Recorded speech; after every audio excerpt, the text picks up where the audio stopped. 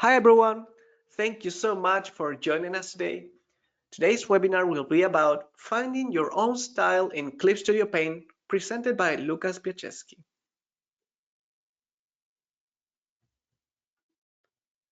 Before we begin the webinar, there are some housekeeping items that we'd like to go through.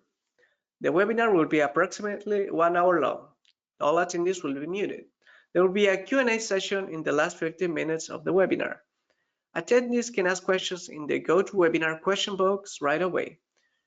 We have a chat here on the system, but we only use it for sending information. So if you have any question, comments, please use the question panel. Our time is limited, so unfortunately we won't be able to answer all of your questions. We'll try to do our best. Many of you will ask if this webinar will be recorded. Yes, it's being recorded and will be shared via email and also through our YouTube channel. So please remember to subscribe to receive a notification. The panelists for this webinar are Mario Quiñones, myself, and Lucas Piaceski. If this is your first time connecting with us, Clip Studio Paint is your all-in-one solution for stunning, ready-to-publish illustrations, comics, manga, and animations. Learn more at clipstudio.net/n and graphicsly.com. Also, we invite you to tag us as #webinar at lplucas at graphicsly at Wacom and at Clip Studio Official. We'll be sharing your stories if you tag us. So with that, I will leave you with Lucas and his presentation, Finding Your Own Style in Clip Studio Paint. Thank you so much.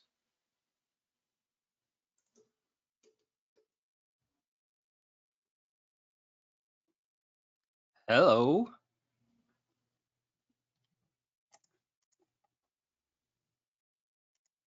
Let me set up my screen. Hello, guys. Hello, everybody. Welcome to this webinar. I'm Lucas, and I want to thank Graphicsly for the invitation. I want to thank every one of you for attending. And let's begin. Finding your style. Actually, it's not finding your style, it's creating your style. And I have a Bob Dylan quote here that kinds of talk about that a little bit. I love Bob Dylan, so I mention his work a lot. And he says, life isn't about finding yourself. Life is about creating yourself. So what does it mean? It means that your style doesn't exist. So you are the one that will have to create it. It's very common to see people trying to find a style. That's a common expression. I want to find my style. But what you don't realize is that your style needs to be created by all your life experience and be created by all that you learned over the years. For me, sometimes when I began developing my style, sometimes I had ideas, but in a second moment, I thought myself, no, I don't think that I will follow. That idea is not original enough. So what I began doing is accepting the things that, quote unquote, I didn't find original and putting into my style. So let's create your style. It doesn't exist. You don't have to find it. So I brought here some common styles that you guys might know. The first one here, you might know. This we might know. This you might know. So when we talk about style, we talk also about language. So these artists have their language, their own language, and you don't even need to know their names to recognize their art. So this is Mike Mignola, this is Salvador Dali, and Mobius. So what you have to do to have this kind of uniqueness? What you have to do to be original with your work? We see these artists, and we think that they came up with these things by chance, that they don't have any influence because it's so original that you think they created uh, from scratch. And that's not entirely true, because they gather influences in their lives, but they don't show it too much. So I will teach you how you gather influences without showing that you kind of quote unquote steal from other artists. So I'll give you an exercise. So first, if you are not doing this already, I will suggest that you grab a notebook or in your own computer and go along with me in this exercise. If you want to develop your style, create your style from scratch, or if you already have a style and you want to make your style even more original, I would suggest doing this. Style is a lot of times about choices. So when you are drawing a cloud, for example, you will see that sometimes you drew a cloud and you didn't like so much. You didn't enjoy it, the experience. And other times you draw the cloud and you say, huh, I like drawing clouds in this way. So I would suggest every time that you draw, make mental notes of what you like and what you don't like. For example, I love drawing clouds in this way. This is my way of drawing clouds. It's very simple. And here's an example of clouds that I don't draw. So every time that you are illustrating something, you make mental notes or physical notes. In my case, I actually wrote it down, uh, the things that I like and the things that I didn't like. And when you are doing that, you are making a conscious decision, you are making choices and deciding what you will include in your style and what you will take out of your style. So I would suggest trying that for everything that you do. And when you do that, you also will encounter the colors. Sometimes for me, for example, when I started developing my style, I thought that I only needed to use one color. Like there there needs to be one color that I use it every time. And in my case, I choose blue. And a little after, I already realized that it's not going to work. So I would suggest not picking one color for a style. For example, I will use red every time. I will use green every time. Every single one of my illustrations will have green, for example. That will not work in the long term. You will become like bored with your art, and people maybe will become bored too. So try to not pick specific colors. Try to pick your palettes, your color palettes. So here's the example. This is my color palette, the colors that I use most of the time. It's not only these colors, I have more, but these are kind of the main colors. And I see that I don't use just like three colors, just blue, just green, just yellow. I make color palettes that I think that it fits my style, and I use those color palettes when I'm illustrating. Here, the Mobius example. Uh, Look, I pick the colors from these illustrations, and you see that he uses the same colors on different illustrations. So if you take this blue from this illustration, these illustrations, if you take this blue and compare it to other blues, like this one, here, the corner, you will see that it's kind of the same shade of blue.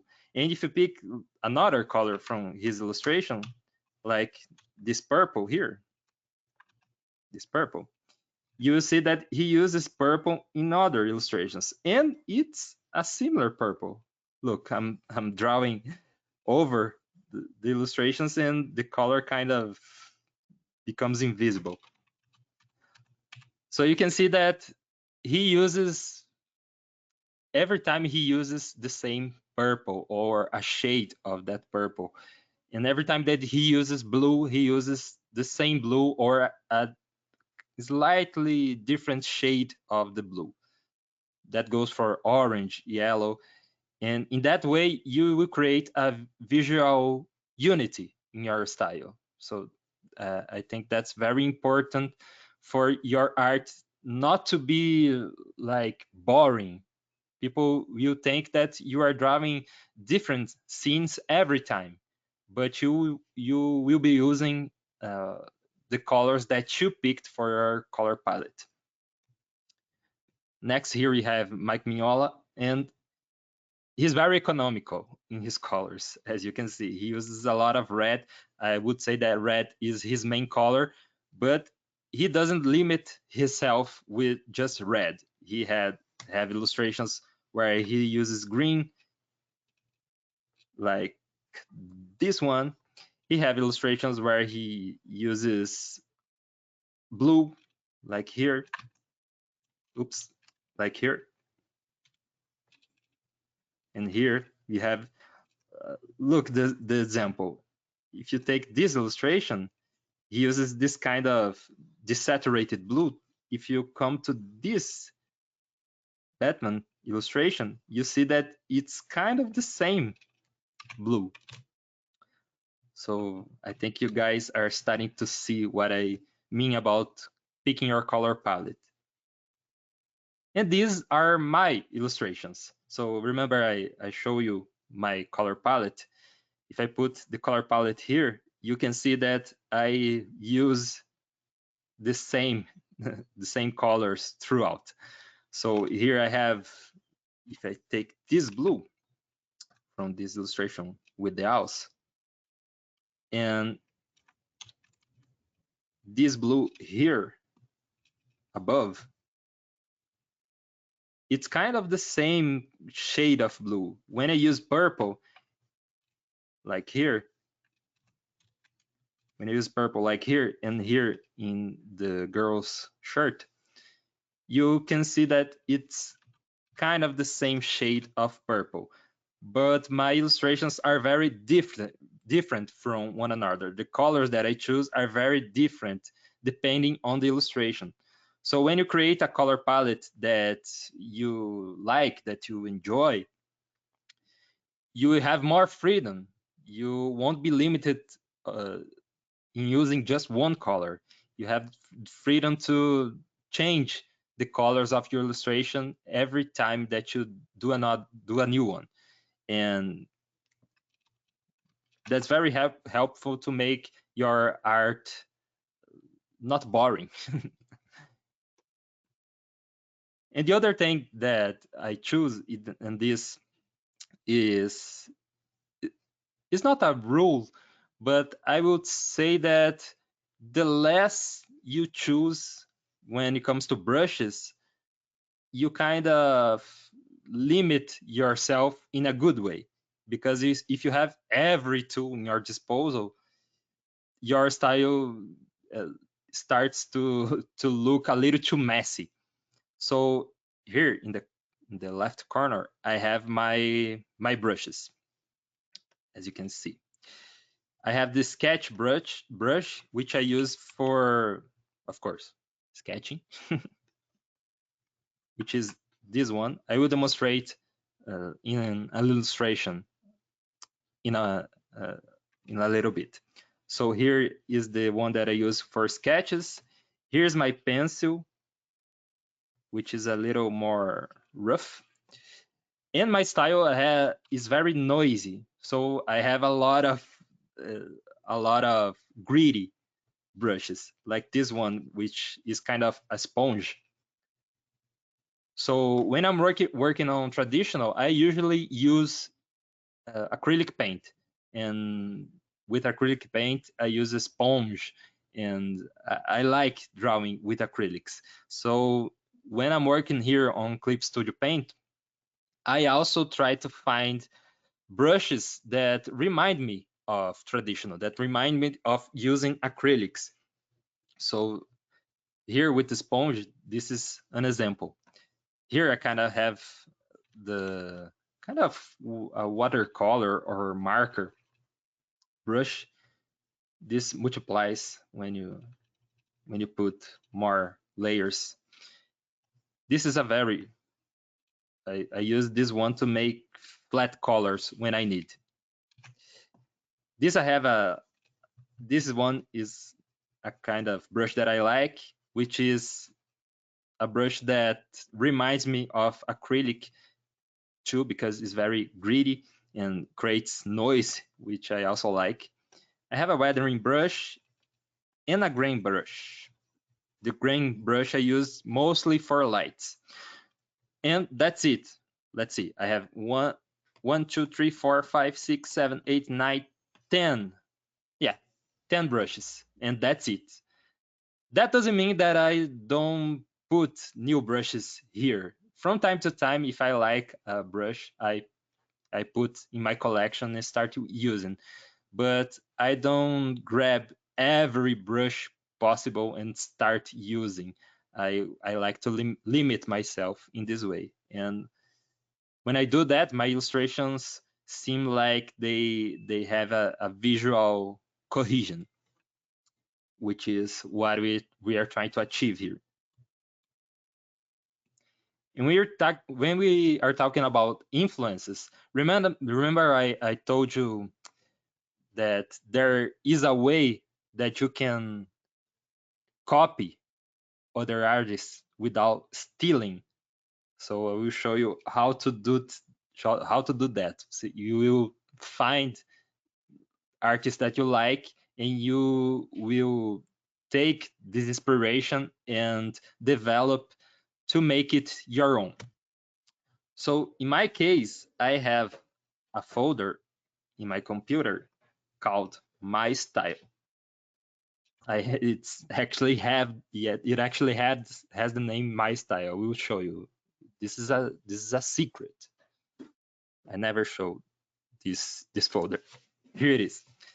So here I have some of my inspirations. So I grew up watching cartoons, and one of my bigger inspirations was 101 Dalmatians.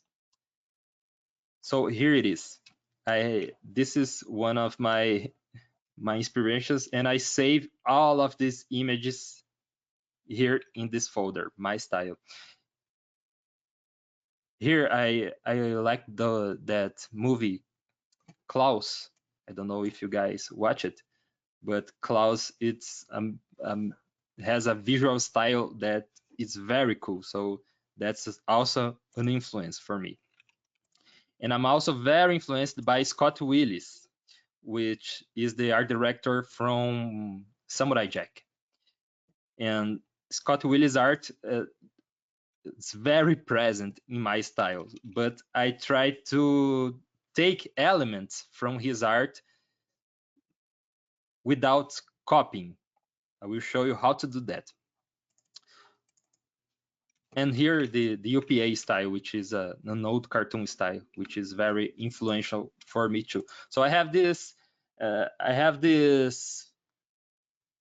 this folder in my computer that I always go to this folder when I'm feel like my style is kind of lost and I need inspiration, so I'll go to that folder, and if I need, I put more images there. All the time I'm trying to find new things, so it's very important for you to not sit still where you are. You have to always find new things to put in your style folder. So how to be inspired without stealing? How do you do that? There's that famous quote by Pablo Picasso where he says, "The bad artists imitate, the great artists steal." And Banksy has this thing that he scratched on Pablo Picasso's name and put his name under the quote. So for me, good artists don't steal. And there's a quote by Dizzy Gillespie where he says, "You can't steal a gift." Bird, which is Charlie Parker, it's a great jazz musician, gave the world his music. And if you can hear it, you can have it. So when you are creating art, you are actually giving a gift for the people. You are not trying to hide. So when you're creating a style, for me, I get inspired when I see that someone takes my style and likes my style and tries to put some elements of my art in their style. So I'm happy to do that. When you're creating art, you are creating not only for yourself but for the world. So it's important to take art like not something that it's forbidden for people to to get inspired by. And when you're creating your art, here is an example. I need to create this illustration for a client, and I start gathering references. These are my references. I will show every single one. These are all my references to make this illustration. And after I did that, here is how the illustration turned out. This is the illustration, and here are my inspiration.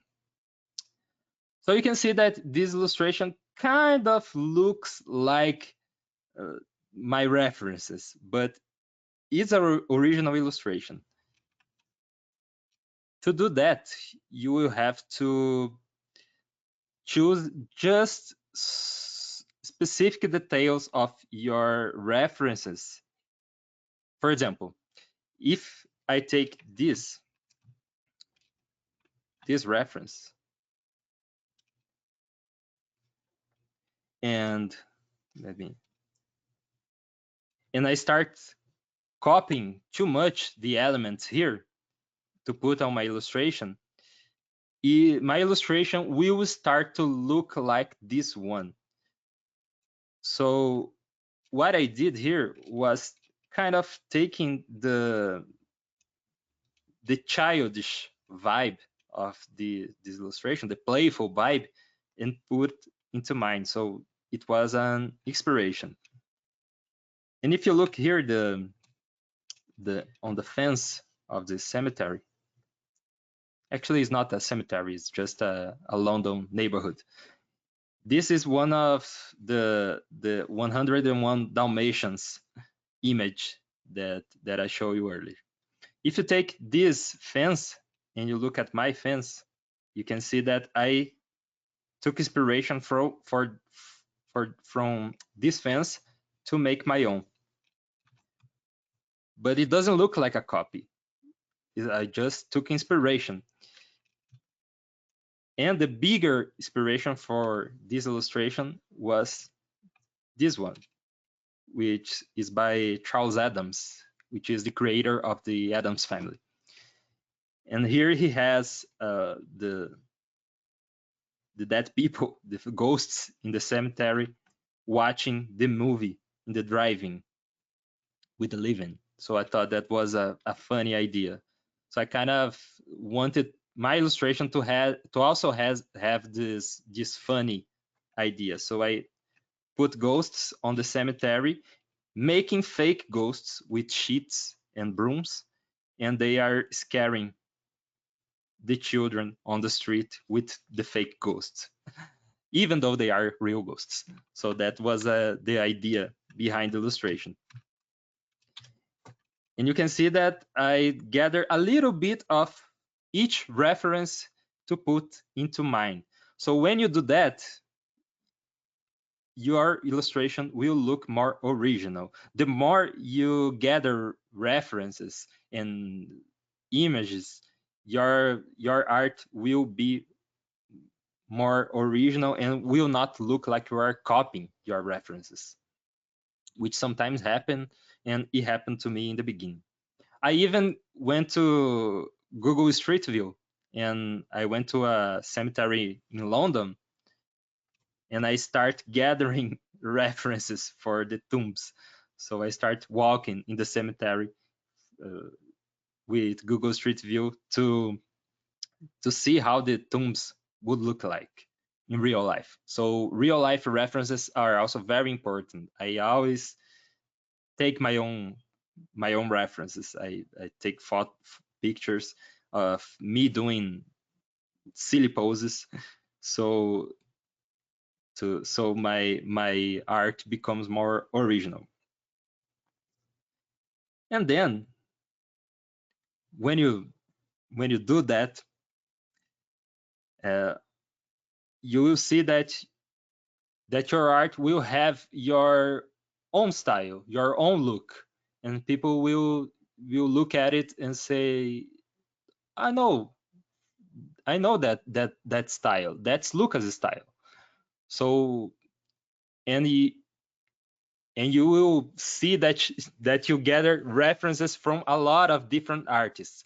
But for people looking from outside, they will not notice that because you took inspiration, you did not steal, and you created your own thing. So that's very important. Gather as much references as you can through the way. And here, many people think that they need to choose. My art will be retro. I will do art nouveau. I will do gothic. I will do modern, cartoony. And actually, I will tell you that it's about the ideas behind your illustration. So what's the idea? What's the concept behind your illustration? That's something that people don't care too much, and it's very important. What story are you trying to tell? For example, I see people sometimes doing that kind of thing where they have a retro style and they choose a modern subject. So an example is, I know I would take the Game of Thrones character, which is a kind of a character from a kind of new series, new show, and I will make a comic book like Game of Thrones was from a pulp magazine from the 40s. So I will take Game of Thrones and make a comic book from the 40s, and that will be my style. But when you do that, kind of you are not doing too much with your story. What is the story about with this illustration? You are just taking a subject and putting into another setting. You are not creating a story to tell your viewer. So pay attention when you are doing that and try to tell stories and see what is the style that will serve better your story. So it's always that. Never do the opposite. Do make an illustration just because you like that aesthetic. The aesthetic has to go with the concept. So think about these two things and your style will become more unique. So how to stay relevant? You created your style, you did everything, your style has a cool look, but you don't move on. You just stay with what you learn. That's a problem because the world that we live in, it's evolving very fast, and we have to keep up with this evolution, and our style will become outdated if we don't do anything. And to do that, you have to look outside of your Instagram feed, for example, because on Instagram you're kind of in your own bubble, right?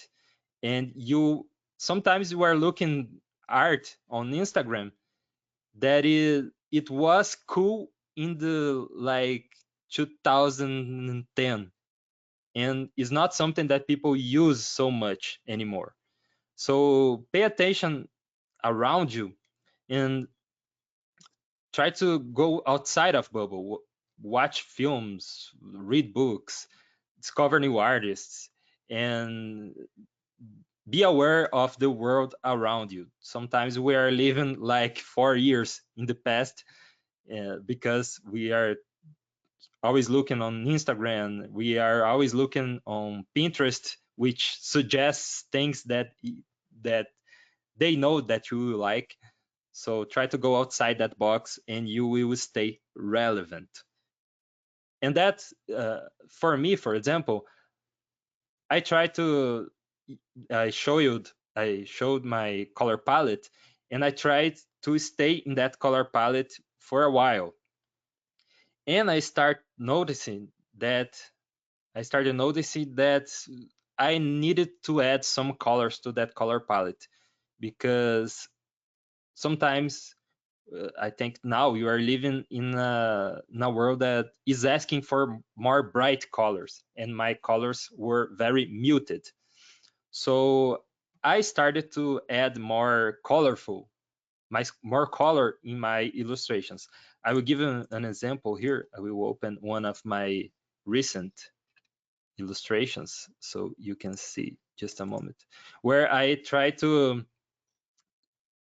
put those bright colors in my style.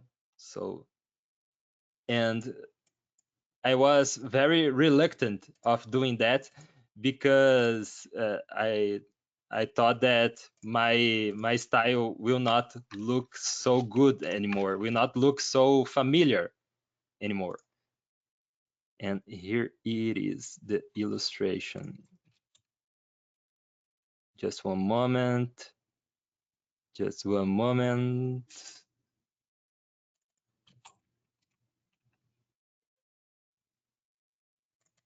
Ah, here.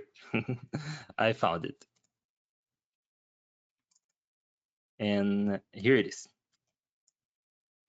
So this is an illustration that I added this pink color, and here is in a mock-up, but the original art is a pink that is very bright. And this illustration gave me a lot of people like this illustration, and I realized that I needed to add colorful more colorful tones in my art, because everything was very muted.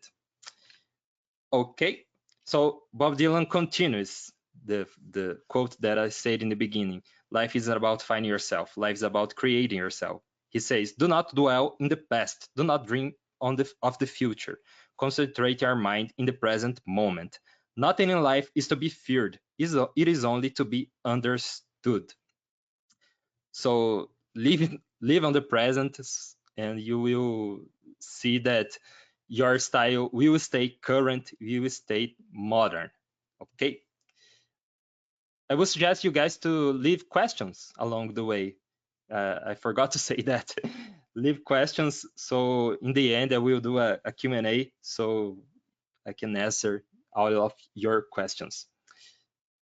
And here's an example of an illustration done from scratch, using all the techniques that I taught you. I start with a very rough sketch. As you can see, this is super rough. And I always do my sketches using this brush that I showed you before, which is my sketch brush. And then I lower the opacity very low. I do a color sketch too, as you can see here. I kind of find my colors before start coloring. So that's important because you won't lose time in the future. And then I start to refine my sketch, my rough sketch. I could start painting this right away, but when you do that, you are losing some important steps of the illustration. When I do a second sketch, a fine sketch, a more thoughtful sketch, sometimes I have new ideas along the way. Sometimes I change things. So your illustration evolves in this process. So after the rough sketch, I always do a more pretty sketch where I have new ideas, where I define things, I make new choices, and this sketch usually looks a lot better, and my next step will be a lot better too. So if you can see here, this is my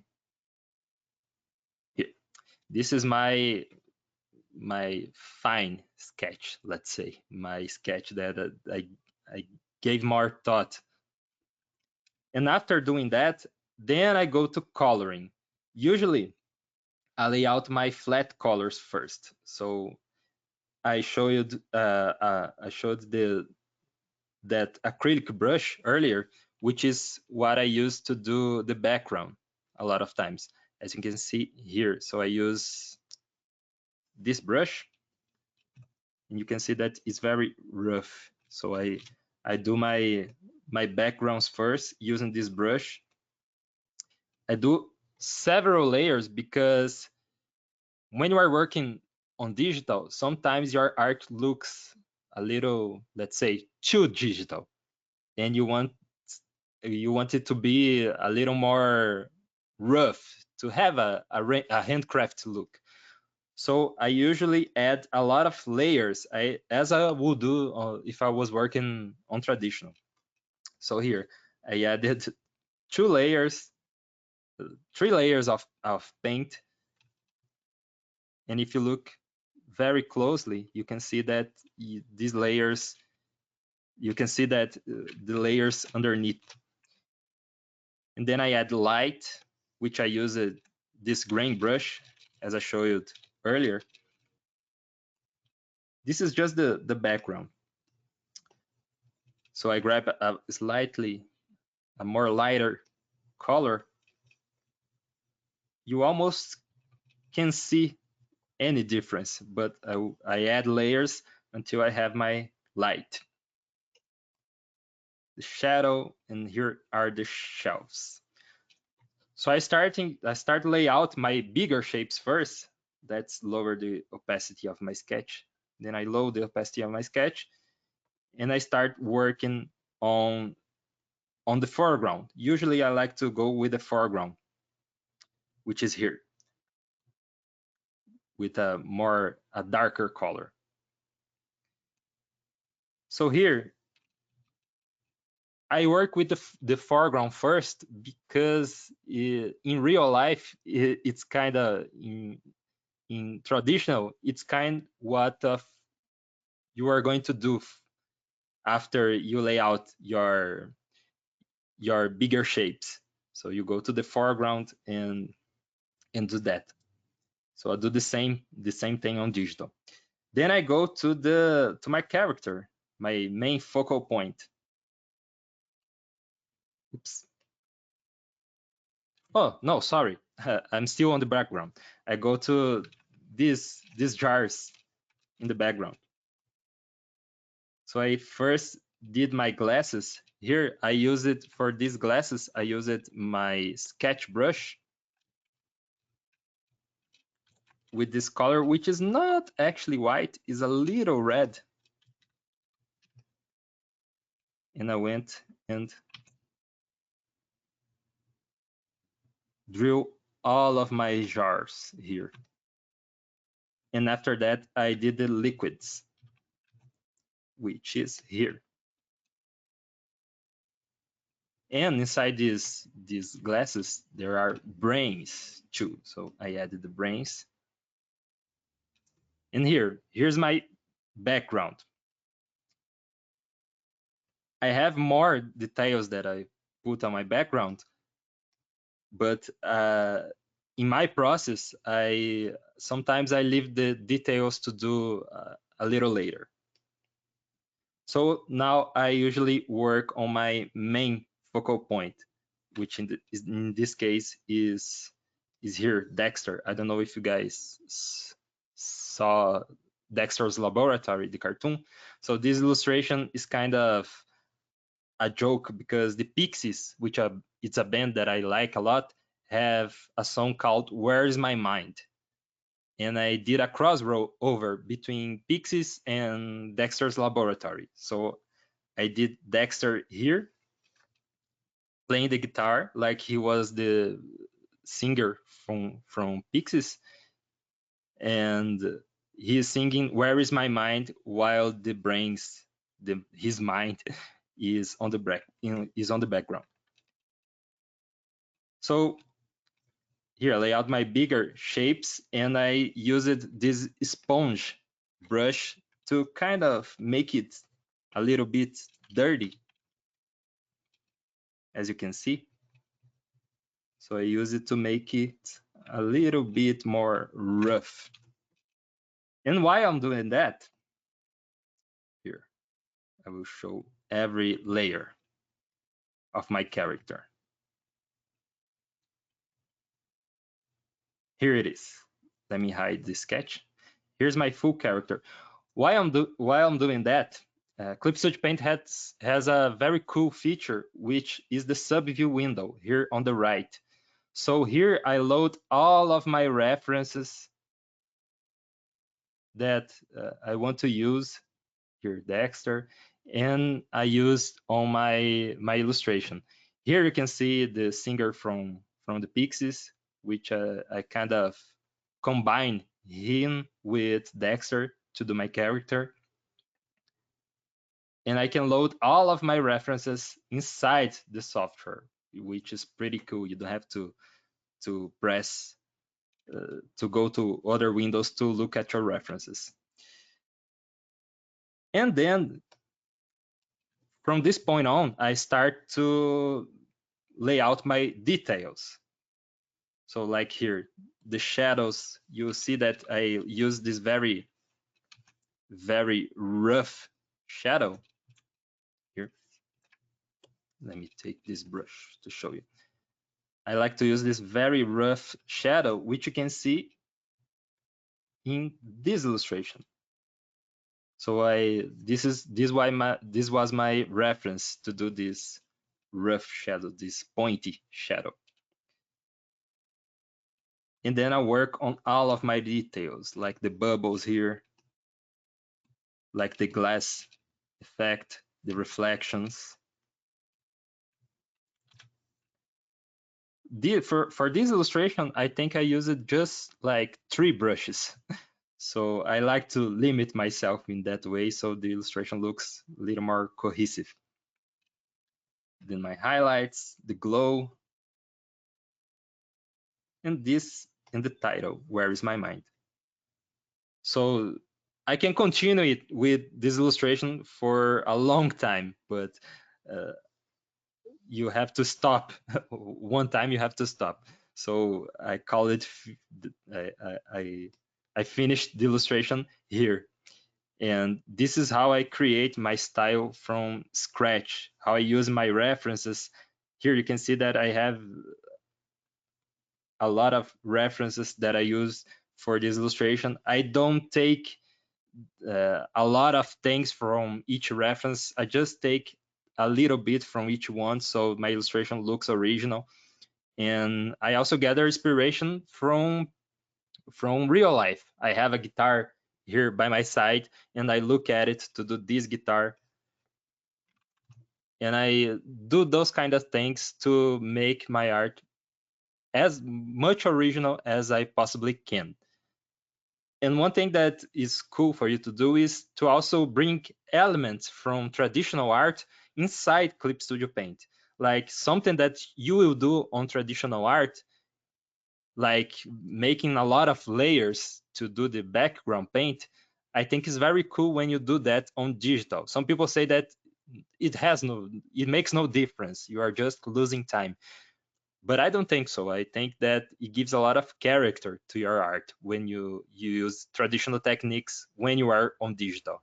And it makes your art look less digital, less like a PowerPoint presentation or a clip art. It makes look like real art, something that was kind of done in real paper.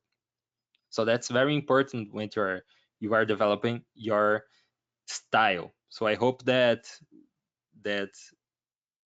you learned at least something in this webinar, and that you can develop your style from now on, or if you already had uh, a style, that now you can make it even more original.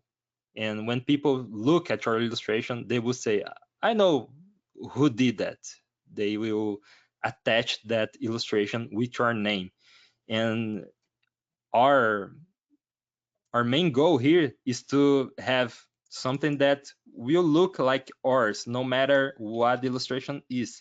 So if you look at my illustrations here, it has a style that you see throughout the illustrations. It has something that you recognize as my style. So our goal is to do that. And you can see that I don't use the same colors, uh, just two kinds of colors, three colors. I use a lot of different colors.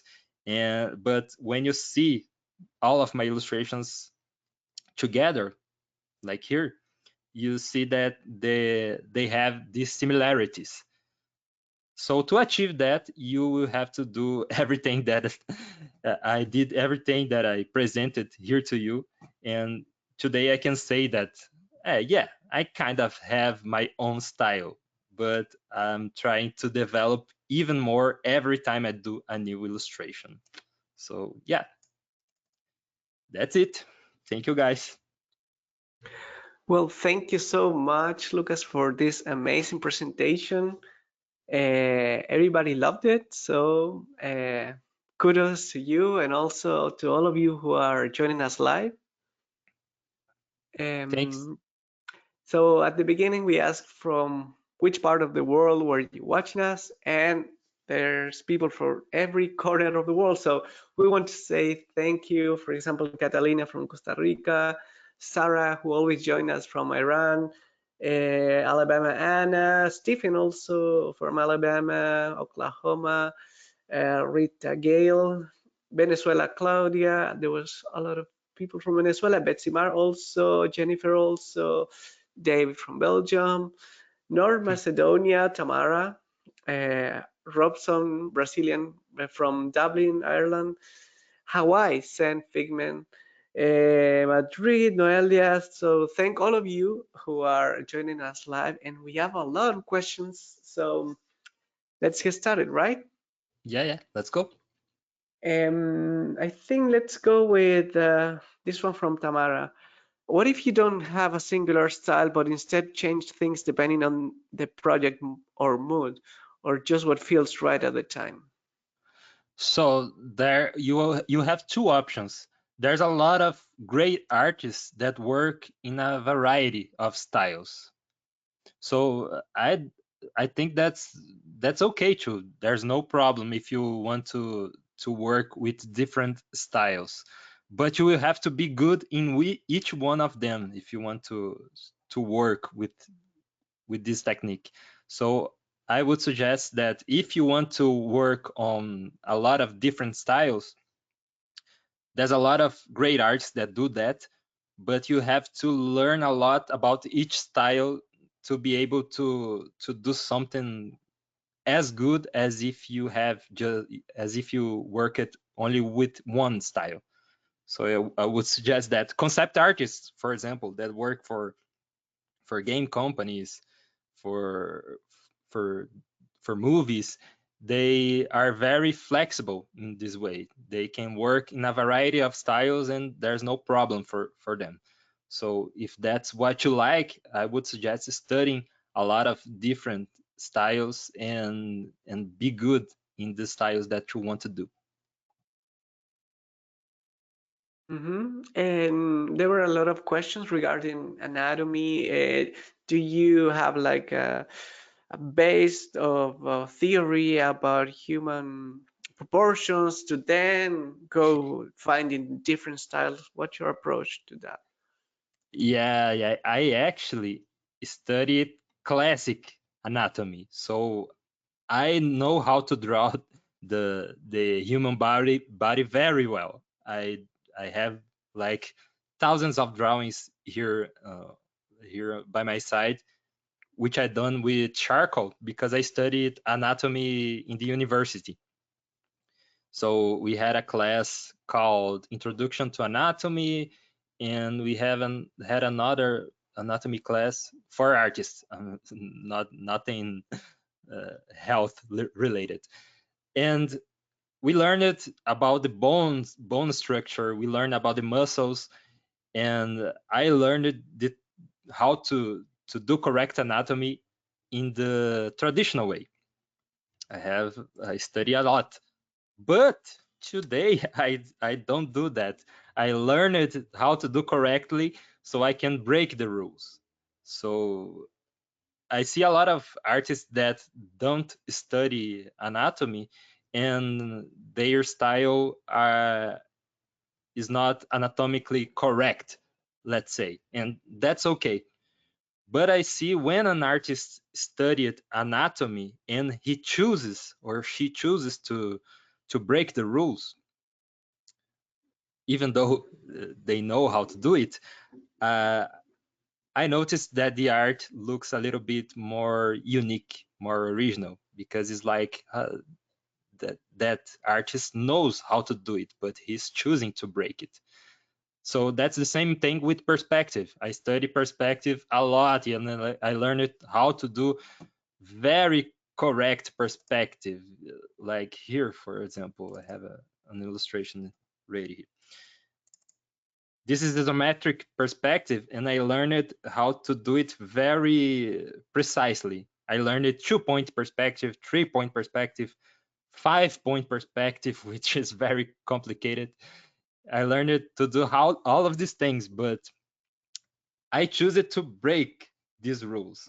So if I take an illustration like this one, let me open.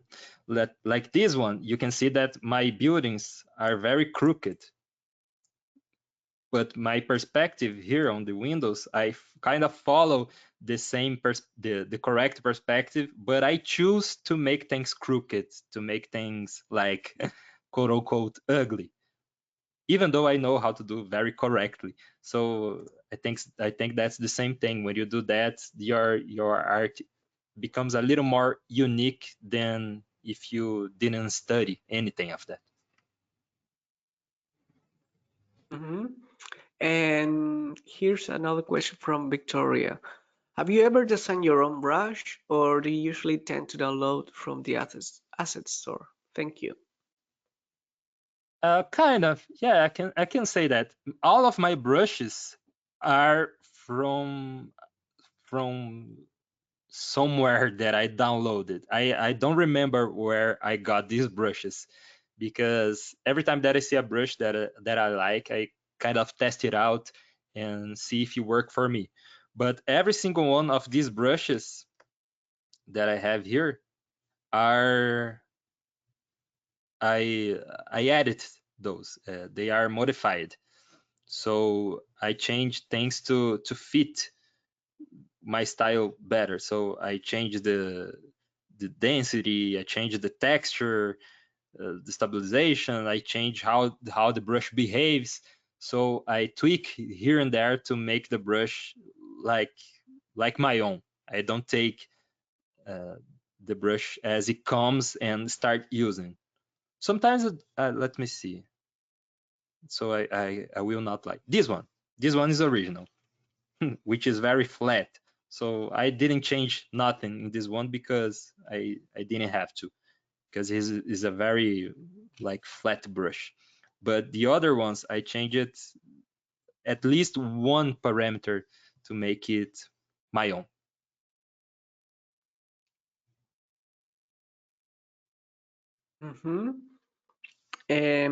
Here's another question from Amelia. There will be some moment when you can't find inspiration or can't come up with something in your own style. What do you do? When you can't find inspiration, that usually happens when you are trying to find inspiration very hard. So when you are too too concentrated on making or on doing the illustration, on finding inspiration, on creating your style, usually that's when you have like artist block. So when that happens, I would suggest finding things outside of art. So for me, it works very well when I, for example, watch a film start to instead of trying to find inspiration to be inspired, I step out of the computer and do something else. Go for a ride or watch a film or read a book. Because I saw a writer talking about this yesterday, actually. Ted Goya, I think it is his name. Ted Goya. And he says that the input that you receive is as important as the output. So if you are not finding inspiration, sometimes your input is not being so great. That means that you are not consuming so much art. You are just trying to do it all the time. So it's very funny with writers, and I think with artists, with writers, and I think with visual artists that this happens too. That you read a lot more than you write. And for artists, I at least I consume a lot more of visual art than I actually created. So pay attention to your input, what you are receiving, what culture are you consuming, and maybe your output will get better if you do that.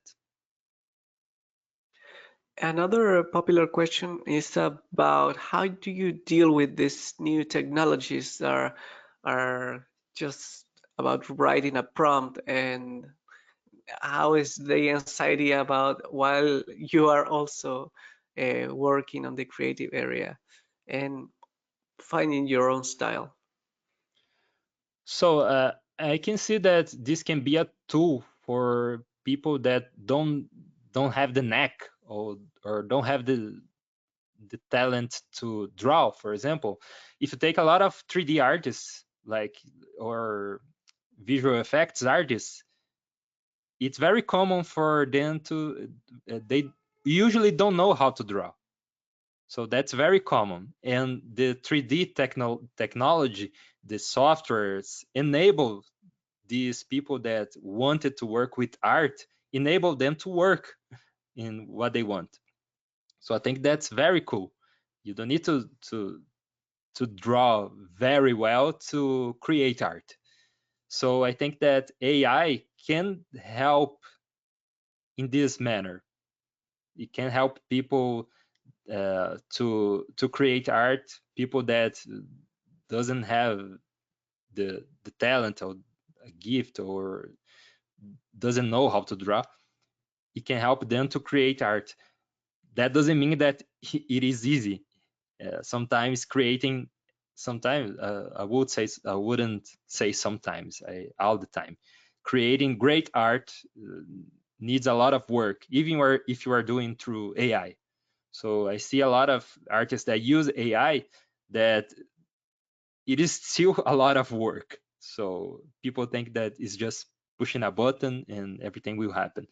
So I think that AI will help people that don't know so much how to draw, how to do things by hand, you help them create art too. So you don't see it as a threat, but there will always be the need of humanity. I think that's a kind of threat for everybody. Actually, I saw a guy talking about musicians and artists that will lose jobs with AI. And I think the first ones to lose jobs by AI will be the ones that work with tech, because they are creating things, AI, to do their job. So people working with with technology will be replaced by AI much faster. And I'm very optimistic that creativity will be the main the main thing in the future, because it will be so easy to do like procedural jobs, and to be creative, AI doesn't know how to be creative yet, and I don't think it will be creative one day. So I think that people that work with creativity will have a lot of value in the future. Mm-hmm. Here's another question. How do you manage to keep your style while working on commissions? Would you agree to be more flexible regarding your own style? Sometimes in the beginning you will have to adapt your style to so you to make your client happy. But when you get to a point where your style is very recognizable, the clients will get to you because they already like your style. So they will get to you because they want something that you are the one, because they want something that only you make. So an example of that is here. I have this client that they wanted to do a search and find illustration. So I did a search and find illustration like they wanted, but I still used my style, still used uh, my my own things. And when they approached me, they wanted something in my style, but they wanted something a search and find illustration like this one. And that's what I did. I used my style, but I did the search and find. So sometimes in the beginning you will have to adapt your art to the client, but in the future you see that people will come to you looking for what you do.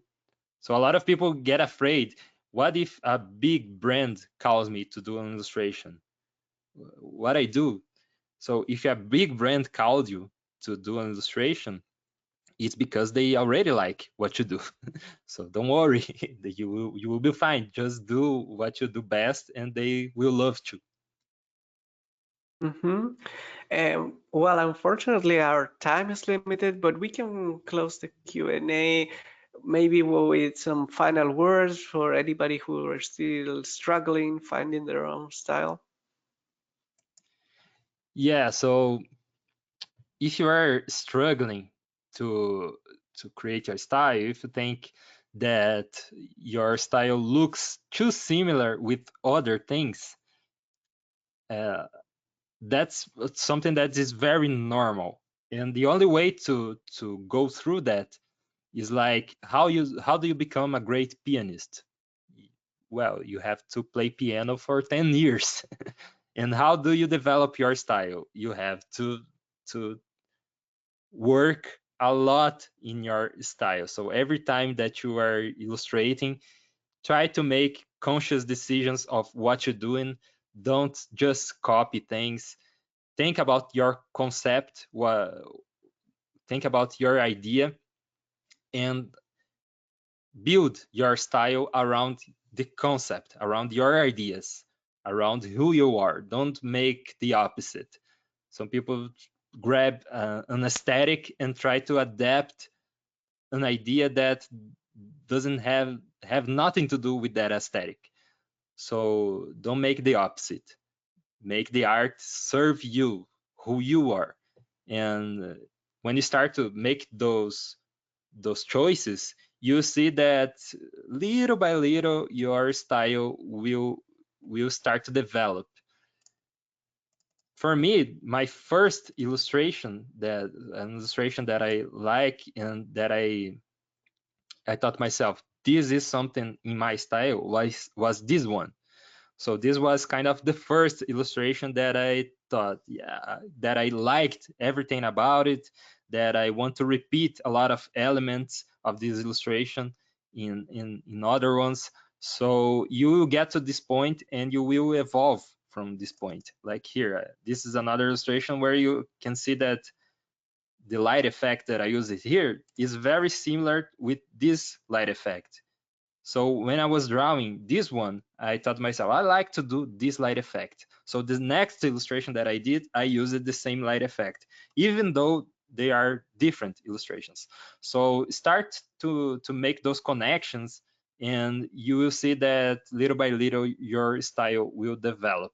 But I would say that it is an easy process, but it's not uh, is not no actually it is a kind of uh, uh, yeah, it is an easy process, but it's not like you will get to this point in just 1 week.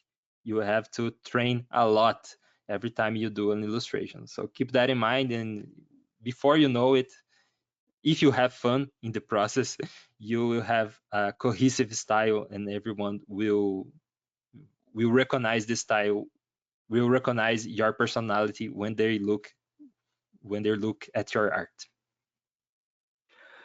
With those wise words, we are finishing today's presentation. Thank you so much, Lucas. Thank you, Mario. Thank you everyone that attended the webinar, and I see you guys in the next one.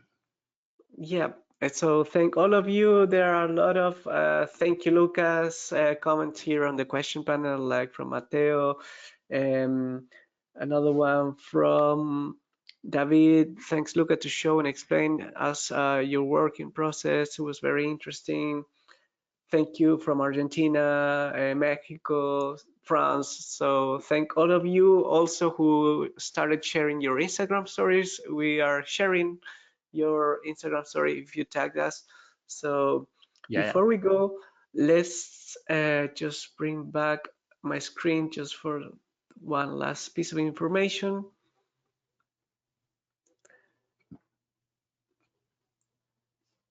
Many of you asked if this webinar is being recorded, and yes, please subscribe to our YouTube channel, Graphicsly, and Clip Studio Paint channel. We'll upload the videos, so if you subscribe, you'll receive a notification once a video is available to watch. Also, learn more at clipstudio.net/n and graphicsly.com about the software, promos, tutorials, etc. And to follow Lucas' career, don't forget to follow him on his social media, Instagram, LP Lucas, and the rest as LP Lucas Arts, YouTube, TikTok, and his website, lplucas.com. So with that, thank all of you. Thank you so much, Lucas. Thank you, guys. So we hope to see you again. Stay tuned for more webinars, promotions, tutorials, etc. about Clip Studio Paint. So we'll see you in our next event. Bye bye. Thank you.